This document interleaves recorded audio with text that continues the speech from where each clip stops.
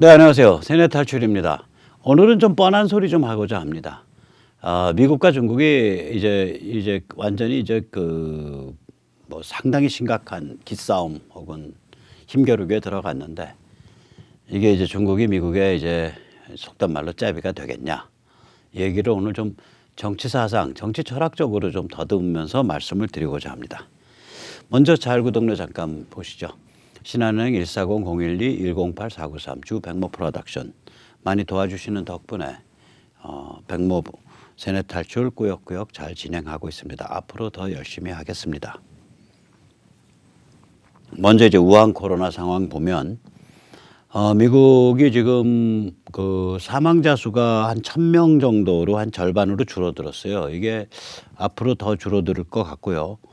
이제 증가가 한 10,000명, 18,000 뭐 2만 언더면은 이게 이제 진행이 한 40-50만으로 주저앉게 됩니다. 한 20일이면은 이제 20-30일이면 이게 승부가 나기 때문에 그래서 일단 경제가 코마 상태이긴 한데 일단 아마 돌아가는 걸로 보입니다. 미국 추세랑 비슷해요. 유럽 추세도 이제 미국이 이렇게 한 절반 정도 수준으로 증가나 사망자 수가 이제 꺾여가면 유럽 역시 그걸 따라가더라고요. 서유럽도.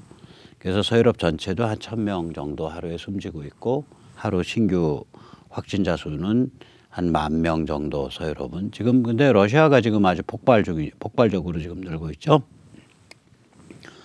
이제 한국에서는 이 우한 코로나에 관계돼서 이제 이태원 게이클럽 얘기를 좀 드리고자 합니다. 이태원 게이클럽이 지금 이 새 진원지가 됐죠. 신천지와 굉장히 유사한 케이스가 됐는데 여기에 대해서 박능후가 클럽에 간 그 성소수자 동선을 확인을 철저히 해라 이렇게 지시를 하니까 김경수가 대단히 위험한 발언이다. 성소수자를 타겟으로 하는 것을 그렇게 해석될 수 있는 발언이다. 아니 게이클럽에 다니는 사람의 대부분은 성소수자고 그 사람들 동선 확인해라. 이게 뭐가 잘못된 말이냐고요. 거기서 진원지가 됐는데.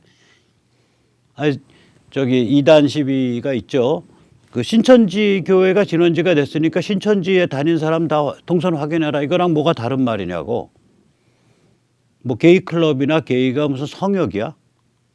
웃기는 자들이에요, 이자들은 게이를 과잉보호 못해서 안달이냐 이런 생각이 들어서 오늘은 게이 스토리부터 좀 하겠습니다. 이게 또 중국이랑 관계가 있어요. 게이 스토리가.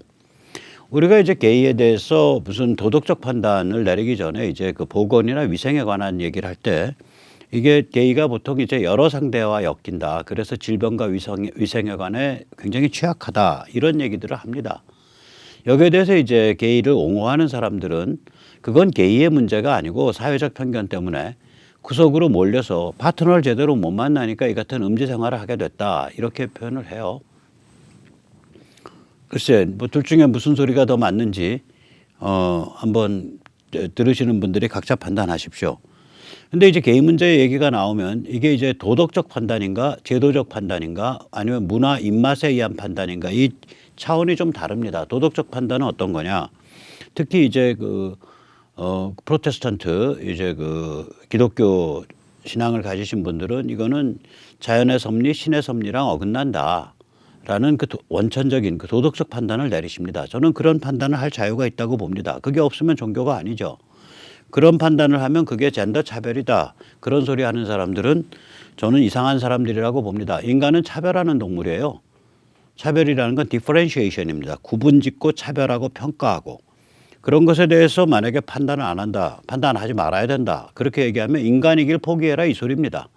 그래서 엄중히 경고합니다. 지금 뭐 의석수가 좀 올라갔다고 민주당이 혹시라도 무슨 이른바 차별금지법이라는 이상한 법률 이름 대한민국 밖에는 그 법률 이름 그렇게 표현하는 데가 없어요. 다른 나라는 전부 평등법입니다. 차별은 금지해서는 안 돼요. 차별을 왜 금지하냐고. 그래서 그런 걸 내세워서 젠더 이데올로기 혹은 동성애 옹호 풍조에 대해서 동성애 띄우는 풍조에 대해서 비판하는 것을 원천적으로 반헌법 사범 혹은 반법률 사범 위법으로 규제하려고 하면 아마 앞장서서 나서서 감옥 가겠다는 사람들 그 확신범들 한 해에 1,000명, 10,000명 나올 겁니다. 저도 좀 고려해 보겠습니다. 그게 이제 도덕적 판단이고요. 이제 제도적 판단은 뭐냐? 저 같은 인간이죠. 저는 스스로 약간 좀 무도덕한 면이 있다고 생각해서 저는 뭐 게이든 뭐든 간에 그 사람들을 도덕적으로 판단할 그런 위치에 있다고 스스로 생각 안 합니다. 그러나 제도적으로는 판단합니다. 그게 무슨 얘기냐? 아니 결혼이라는 거는 그건 출산 양육과 아주 직결된 제도다. 따라서 이건 출산 양육이 하시라도 가능한 남녀 사이에서 일어나는 게 맞다. 그게 이제 저의 얘기죠. 그러면은 동성혼, 그러니까 민법상의 결혼을 동성 커플에도 적용해야 된다. 이거는 저는 안 된다고 보는 거예요. 그리고 나서 본인 취향이 뭐 게이인지 뭐 헤테로인지 호모인지 헤테로인지 그건 알아서들 하셔. 근데 설치지 마. 그게 저의 입장입니다. 그러니까 제도적 판단은 조금 달라요. 그 차원이 훨씬 뭐라 그럴까 훨씬 더 약간 시릭하고 약간 무도덕한 측면이 있는 거예요. 그다음 문화 입맛에 관한 판단. 이건 조금 더 그렇죠. 저는 문화 입맛에 대해서 이 게이 취향을 비판하는 입장입니다.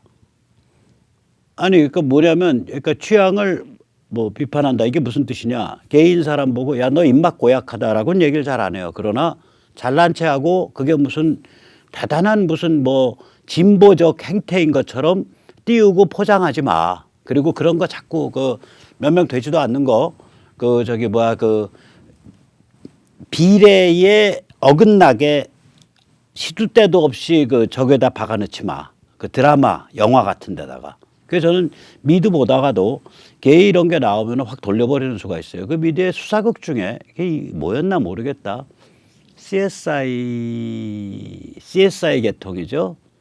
CSI 계통 수사극이었다고 생각되는데 거기에 보면은 그 여자가 이제 그 레즈인데 레즈하고 이성 결혼을 했다가 다시 레즈로 돌아가서 같은 근무실에 근무하고 뭐 이런 얘기들이 나와요. 그래서 그런 거 보면 야 지금 범죄 수사하고 자빠졌는데 무슨 갑자기 레즈가 직장 동료랑 결혼했다 헤어졌다. 아니 세상에 미국에서 그런 직장이 몇 개나 있으며 그런 사람들이 몇 개나 있겠냐고요. 특히 CSI 랩에서. 그건 비례가 어긋난 거거든요. 그런 데서 아무 데나 그렇게 띄우지 마. 꼽아넣지 마. 그 코드 그렇게 박아넣지 마. 이놈들아. 저는 그런 입장이에요. 나 입맛 별로 그거 좋은 입맛 아니니까 내 입장에서는 아무 데나 그렇게 박아넣어서 뭐 굉장히 세련되고 진보적인 무슨 코드인 것처럼 그렇게 까불지들 마라. 저는 그런 입장입니다.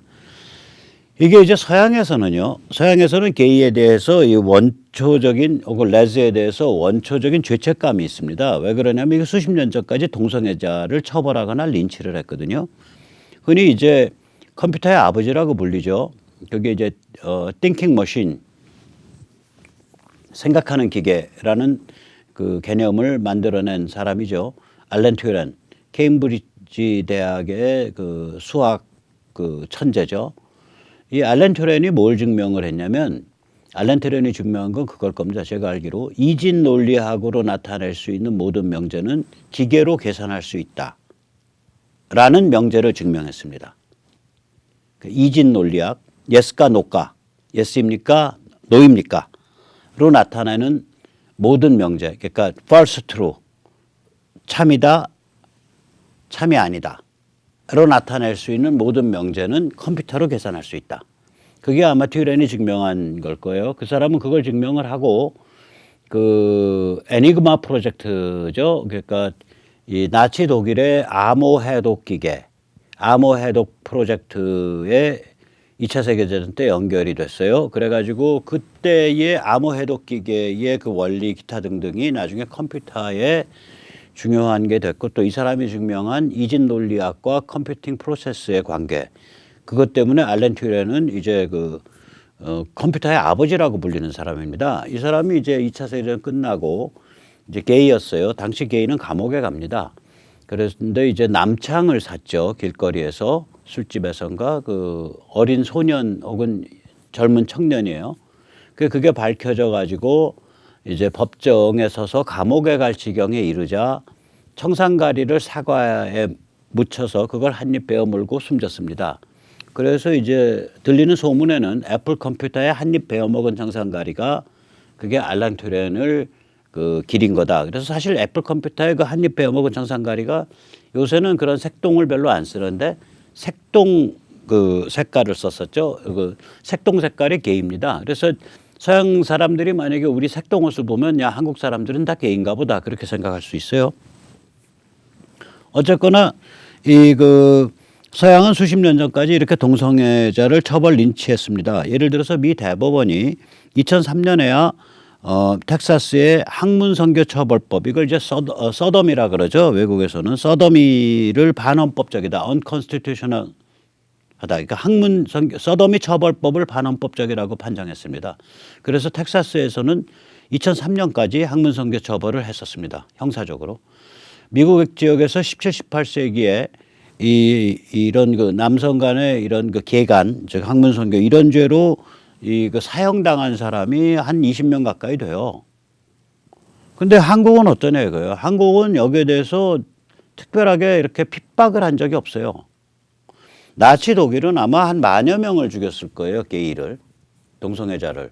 예를 들어서 프러시아의 그 왕자는 그 나중에 그 프러시아에 굉장히 그 정복을 잘한 그 황제가 되죠. 그러니까 맨 마지막 황제일 겁니다. 그 독일 제국하기 직전까지의 황제. 그 젊은 시절에 근위 장교랑 게이 관계에서 둘이 도망갔다고요. 도망갔다가 잡혀왔는데 아버지 황제가 이제 그 근위 장교는 목을 잘라 죽였죠.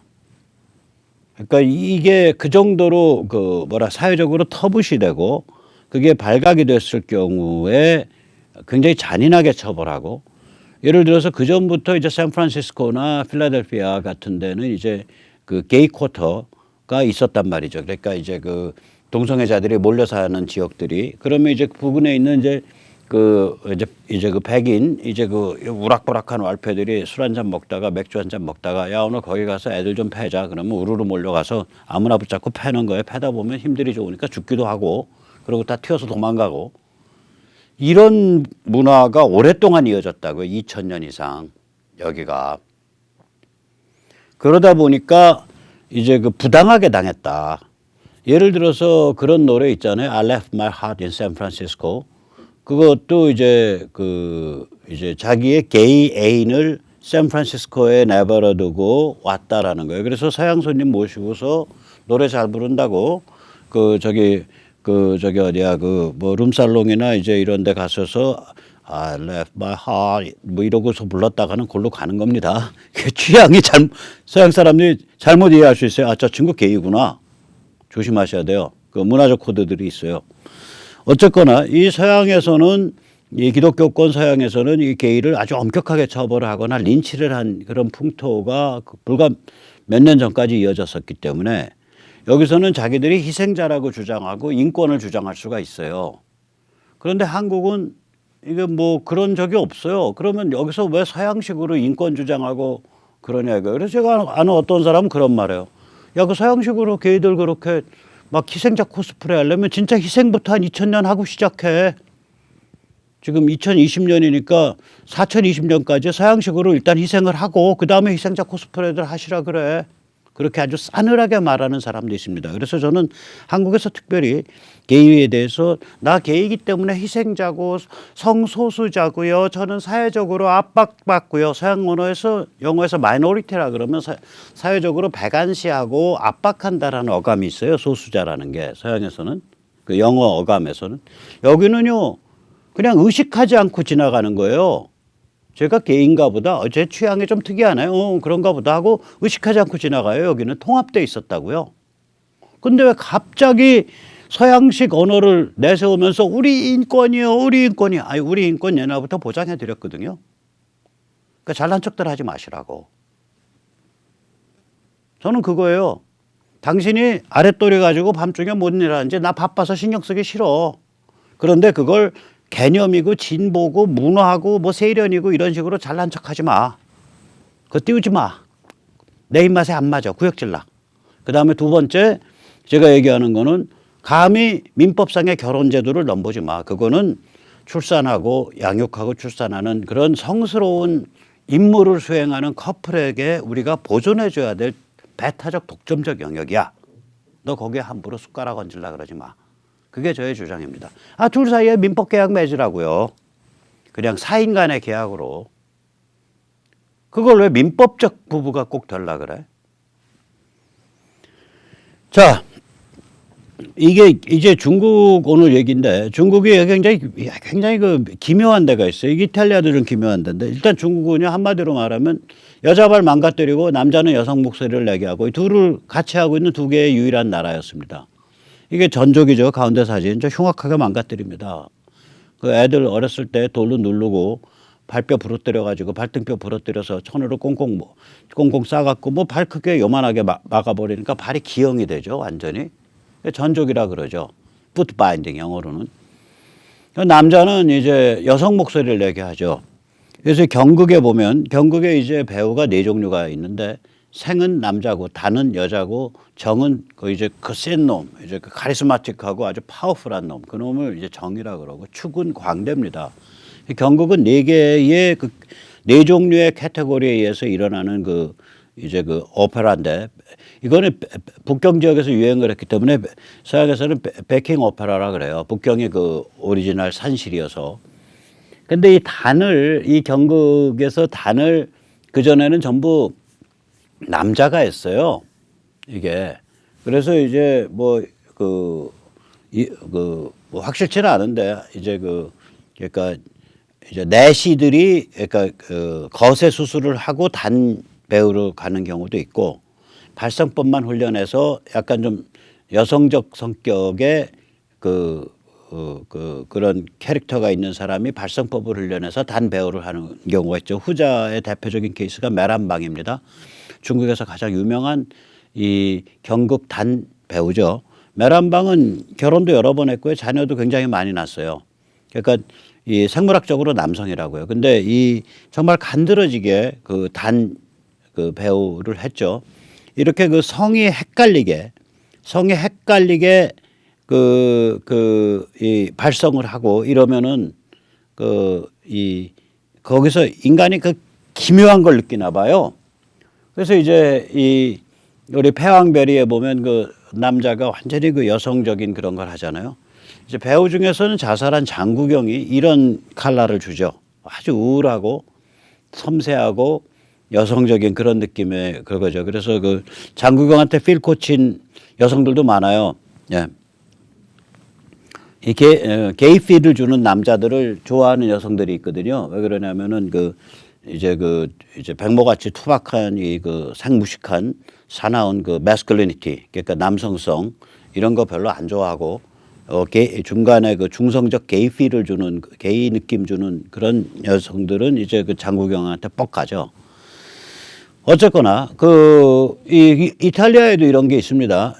교황이 일단 16세기 전에는 교회에서 여성이 노래를 부를 수 없도록 했어요. 이게 캐톨릭의 흑역사인데. 그럼 이제 교회에서 누가 노래 부르냐? 소년 합창단이 부릅니다. 그럼 소년 합창단이 부르는데 이제 노래는 참 잘 불러. 근데 이제 변성기가 와요. 뮤테이션이 와요. 그럼 이제 변성기 전에 이제 거세를 한단 말이에요. 남성 거세를 해요. 그걸 이제 카스트로, 영어로는 카스트로라 그러고 이제 이탈리아어로는 카스트리라 그럽니다. 18세기 이탈리아의 경우에 1년에 4,000명을 거세를 했고요. 당시에 오페라 가수의 70%가 카스트라티였어요. 카스트라티, 그러니까 거세된 사람들이에요. 지금 여기 그림의 맨 오른쪽이 18세기 오페라의 신 파리넬리의 사진입니다. 파리넬리의 사진인데 보면은 가만히 들여다보고 있으면은 굉장히 좀 뭐 여성적이지 않은 좀 이상한 아저씨인데 이걸 여성복을 입고 나왔어요. 그래가지고 당대의 평을 보면 파리넬리가 노래를 부를 때 눈을 감고 들어라 이거야. 눈을 뜨고 들으면 너무 이상하다. 괴기스럽다. 눈을 감고 들으면 그냥 그 인간의 목소리인지 천상의 목소리인지 그냥 오르락내리락 한다. 뭐 이런 평들이 있어요. 이 사람이 그런 데서 자극을 많이 받나 봐요. 보시다시피 중국이 좀 이렇게 좀 야리꾸리한 데가 많죠. 굉장히 야리꾸리하죠. 이게 이 경극 같은 거에 단 여성 배우를 전부 남자로 내세워 갖고 이런 식으로 그 배우를 만들고 그 다음에 이제 그 여자의 발음 분질러 가지고 완전 뒤뚱거리고 걷게 만들고 이런 그 퍼세틱한 데가 있다고 저는 생각해요. 퍼세틱한 데 병적인 데가 있다. 이게 카스트라티 이거 병적인 거죠. 이거 병적인 거죠. 퍼세틱한 거죠. 일종의 변태죠.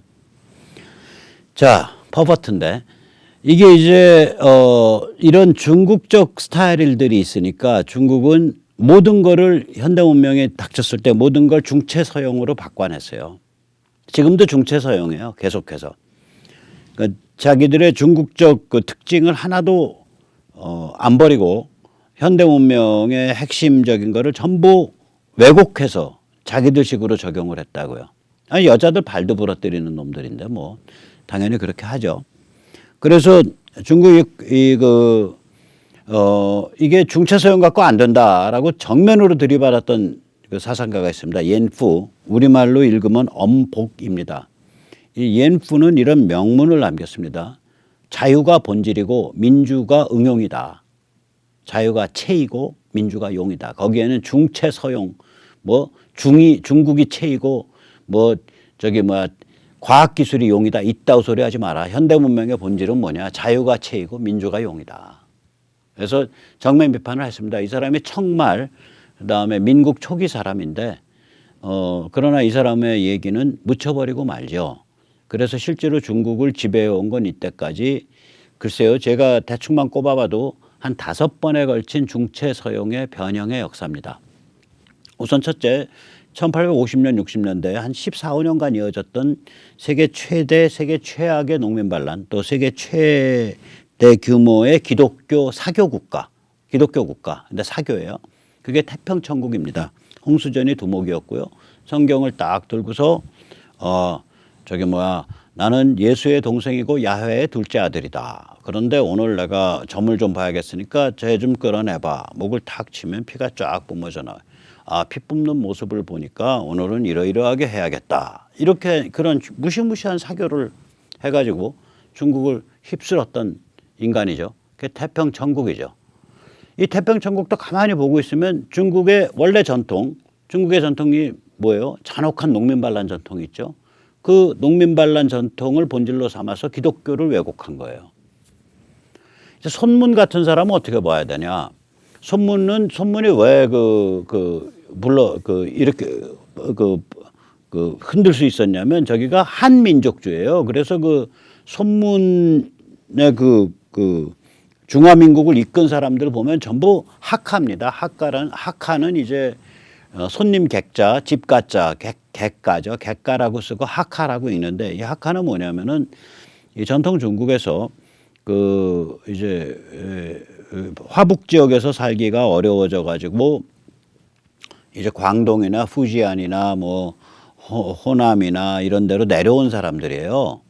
내려왔는데 이제 거기 이제 토백이들의 등살에 못 이겨서 토백이들과 맞겨루면서 그러면서 글은 계속 읽고 아주 근면하게 일하면서 자기들의 문화를 유지해온 그런 데입니다. 그래서 지금도 이제 심천이나 광동의 심천이나 동광 같은 데 가서 이렇게 지나가다 보면 학하반점, 객가반점이라고 써놓은 데가 있어요. 자기 집안이 거기다 이거지. 그래서 학하가 손문도 학하고 다 그때 그 날뛴 사람들 다 학합니다. 모택동도 학하로 봐야 될 거예요. 전부 그러니까 학하의 뿌리는 뭐냐면 한민족주의예요. 우리는 같은 중국인이라고 봐도 지금도 예를 들면 샹하이 뭐 이런 데 가면 샹하이에서부터 양자강 하류 지역 지금 사고 터진 우한 뭐 항저우 이런 데 가면 거기 원래 토백이들은 자기들끼리 얘기할 때는 뭐 민나모 같은 거 쓸 거예요. 민나모인가 뭔가 아무튼 후지안 쪽 남쪽 언어. 그러니까 이 중국 안에 무슨 티베트 사람들 뭐 신강 사람들 이거는요 굉장히 작습니다. 비중이 신강이 지금 아마 1000만이 안 될 거예요. 지금 신강에 사는 사람들은 지금 티베트에 사는 티베트인들은 600만 정도밖에 안 될 거예요. 근데 그게 아니라 이쪽 남쪽에 오면 이 베이스에 최근 들어서 그게 이제 모택동주의 또 중화민국이라는 가짜 민족주의로 하나로 뭉뚱그려 있지만 국가주의로 뭉뚱그려져 있지만 사실은 국가주의거든요. 스테이티즘인데 실제로 그 안에 있는 민족은 좀 달라요. 그런데 이 손문등은 뭐냐면 전통 에너지인 이제 학파들의 전통 에너지인 한민족주의를 채로 삼아서 서양 과학기술을 받아들이겠다 이런 관점이었어요. 그래서 반청 운동을 한 거예요. 청은 한이 아니니까. 그러니까 이게 근대화 운동이기도 하지만 동시에 반청 운동이기도 했다고요. 청나라 놈들 몰아내자. 저 변발하고 다니는 애들, 우리 지배한 애들 몰아내자. 우리 한 200여 년 지배한 애들 몰아내자. 이게 깔려 있다고요. 모택동은 뭐냐면 중국의 잔혹한 농민 반란을 그 전통을 채로 삼고 마르크시즘을 왜곡했죠. 마르크시즘의 농민 게릴라 중심의 선군 사상 없습니다. 마르크시즘의 농민 게릴라 중심으로 조직을 짜고 당은 약화시켜라 이런 말 없습니다. 마르크시즘의 트랙타도 제대로 보급이 안 된 그 억지로 만든 집단 농장 그 자체가 바로 공산사회의 최종 형태가 될 수 있다 이런 말 없습니다. 이게 이제 그 집단 농장이 공산사회의 최종 형태다 이렇게 해갖고 거기서 온갖 짓 하다가 경제 마비돼서 한 5천만 명 굶어 죽은 사건이 1950년대의 대학전 운동입니다. 그다음에 마르크시즘의 지식인 관료는 개털이다. 이거 다 밟아갖고 인민 앞에 무릎 꿇려야 된다. 이런 생각 없습니다. 이게 문혁이죠. 그러니까 모택동은 결국 뭐냐면 마르크시즘의 언어만 몇 개 따왔지 실제로는 전혀 다른 스토리를 한 사람이에요. 그 다른 스토리의 핵심에 들어있는 건 뭐냐면 중국의 잔혹한 농민반란 전통, 즉 태평천국의 전통이 들어있습니다. 그 본질이. 그 개혁개방이라는 건 뭐냐. 모택동 정산 없이 진짜 개혁개방했으면 저 등소평 엉터리라고 생각해요. 진짜 개혁개방하려면 돈부터 바꿔야죠. 중국 돈은 작은 돈 1원짜리부터 큰 돈 100원까지 그 이상도 있는지 모르겠지만 전부 얼굴이 모택동 하나밖에 없잖아요.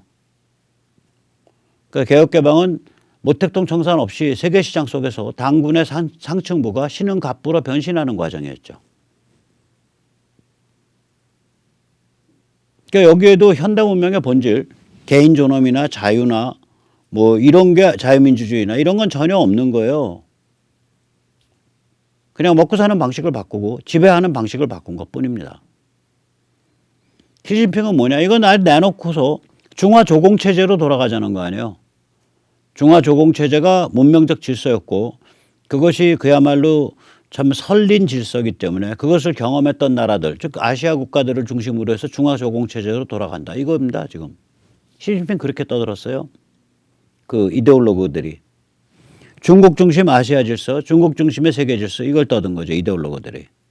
그럼 이 과정을 쭉 보면 중국은 얘들은 족보가 없는 애들이구나. 그냥 틈만 나고 그 안에 본질은 그냥 3,500년 된 그 은시대, 은을 상이라고도 하죠.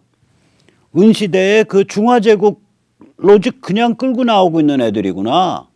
갑골문 때 중화제국 논리가 지금까지 이어지고 있구나. 이렇게 생각할 수밖에 없는 거예요. 그래서 그 Present Committee for Present Danger China (CPDC) 그 미국에서 이제 그 지식인들이 만든 반중 포럼 거기서 이렇게 연설하는 것들 보면 중국은 3,500년 된 제국이다 이 소리예요. 맞기도 하고 틀리기도 합니다. 차라리 애들이 은상 같으면은 그냥 고립시켜가지고 밟아서 넘겨뜨리면 되죠. 청동기니까. 주나라 초기까지 청동기거든요. 그러니까 주가 춘추 때까지가 청동기일 거예요, 거의. 전국이 돼야 이제 철기로 완전히 접어들게 되죠.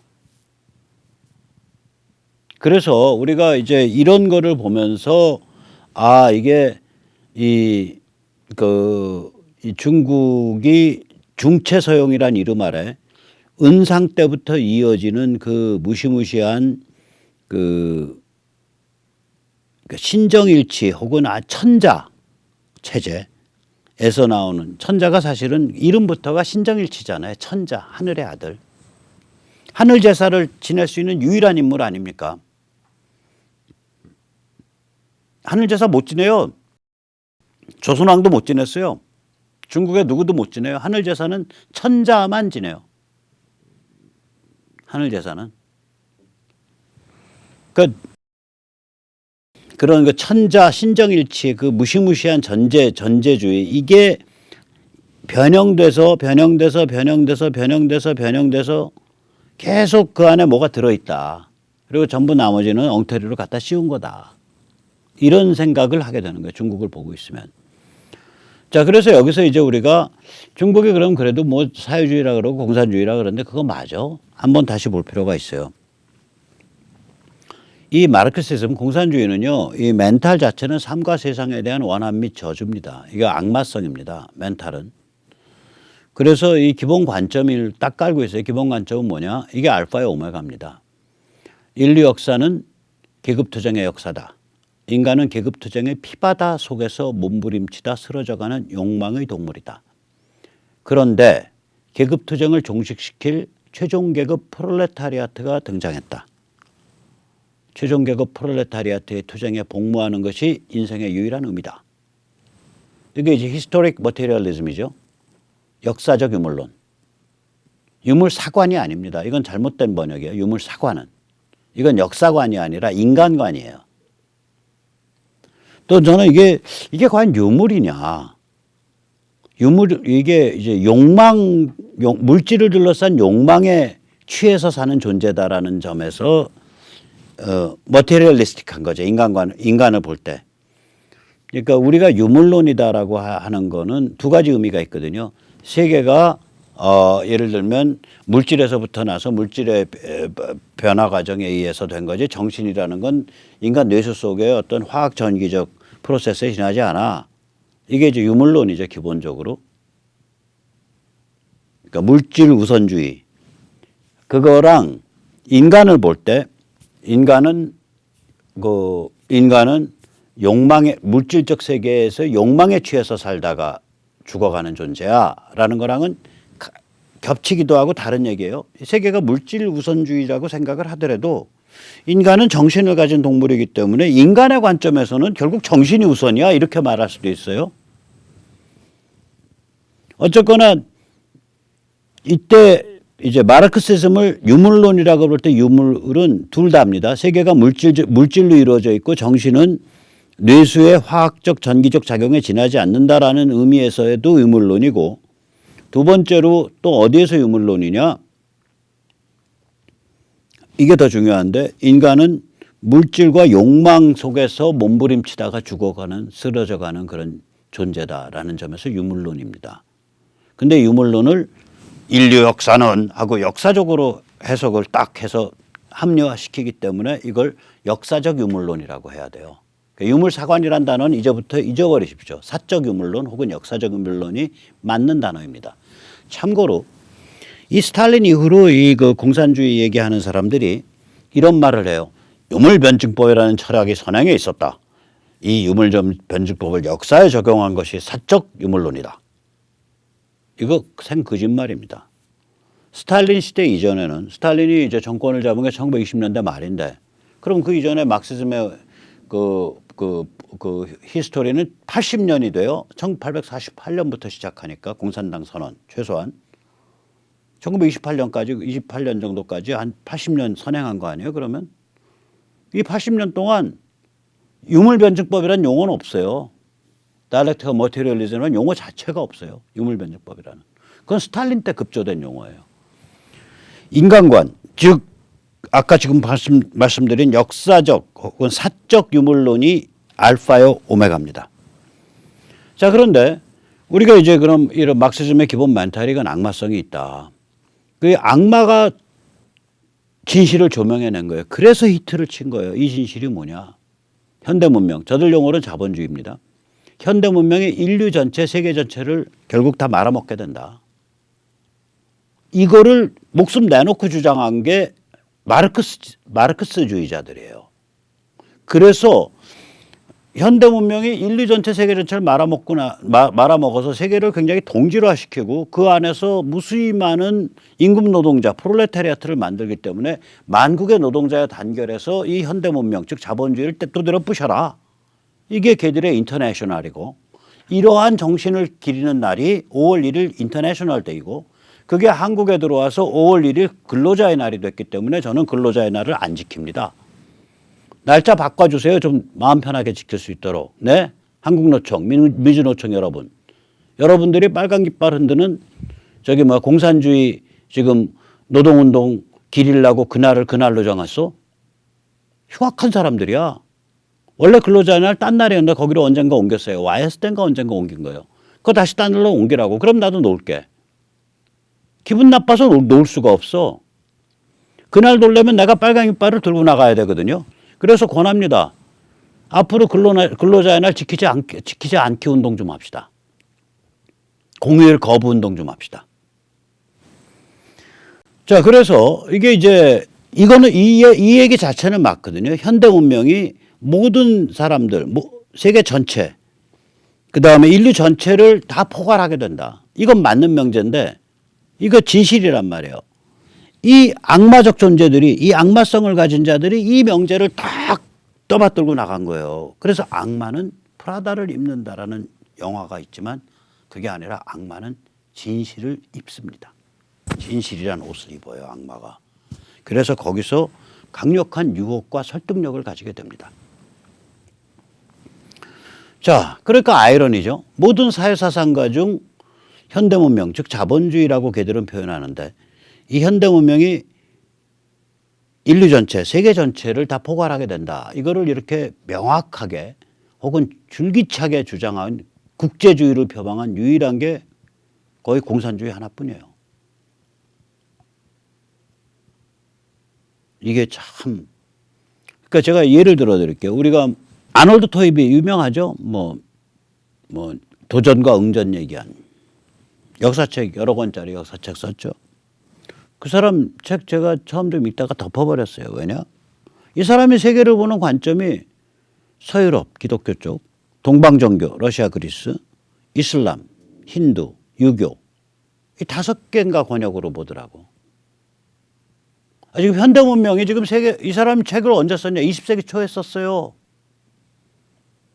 1차 세계대전 후에.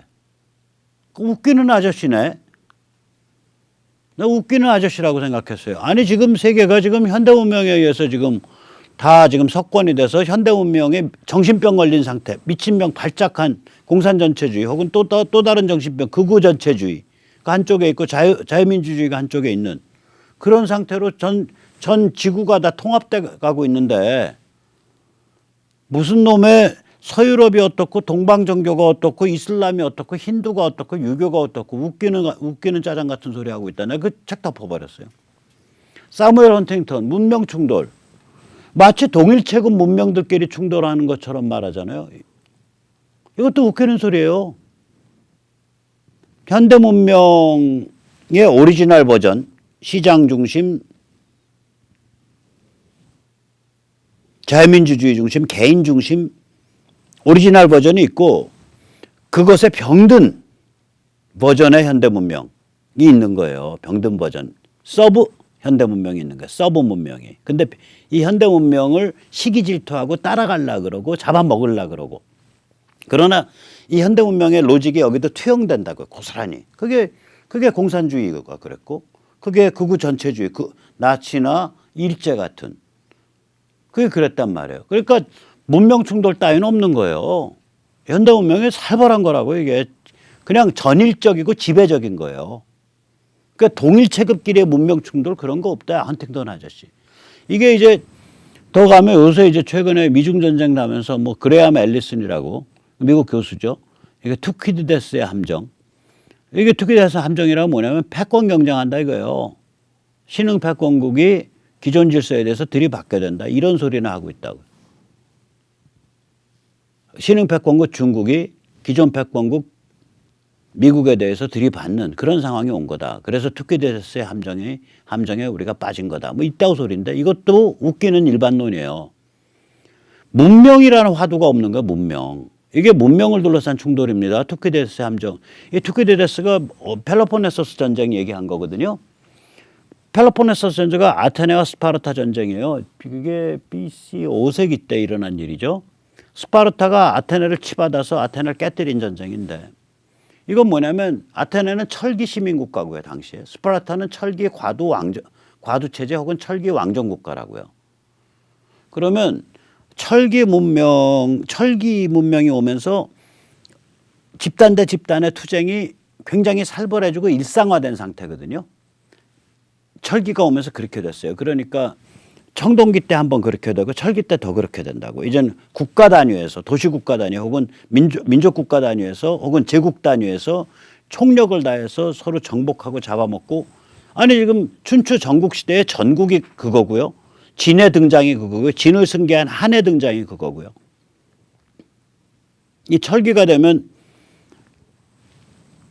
도시 대 도시, 국가 대 국가, 제국 대 제국의 싸움이 일반화된다고요. 자, 이러한 싸움이 일반화되는 상태에서 아테네적 중우 정치 혹은 민주 정치가 유리하겠냐 아니면 스파르타적 과두 정치 혹은 왕정 정치가 유리하겠냐의 게임이었다고 이게. 문명에 관한 문제예요. 이게. 그러니까 이걸 단순 패권으로 해석할 게 아니라 현대 문명, 지식 기반의 현대 문명, 개인의 자유와 존엄의 창의성과 연결되고 시장에서의 자유로운 활동과 연결되고 사회재산과 연결되고 이런 거를 특징으로 한 현대 문명에 있어서 부패한 국가자본주의, 공산당과 인민해방군의 간부들이 지배하는 국가자본주의, 국가 동원체제가 유리하겠냐 아니면은 점잖게 깊게 가는 오리지널 현대 문명이 유리하겠냐 이 싸움이라고요. 그런데 이 싸움은 답이 난 거예요. 왜냐?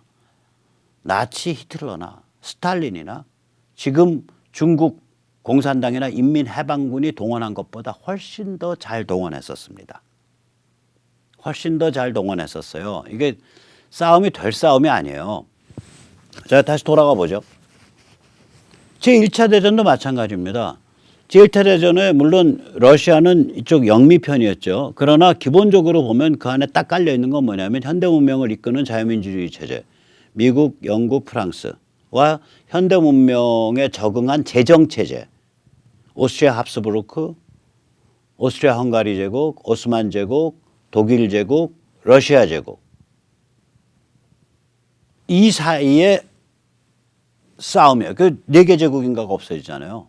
오스트리아 합스부르크 제국 없어지고요. 오스트리아 헝가리 제국 없어지고요. 오스만 제국 없어지고요. 독일 제국 없어지고요. 러시아 제국 없어진다고요. 1차 대전 끝난 다음에.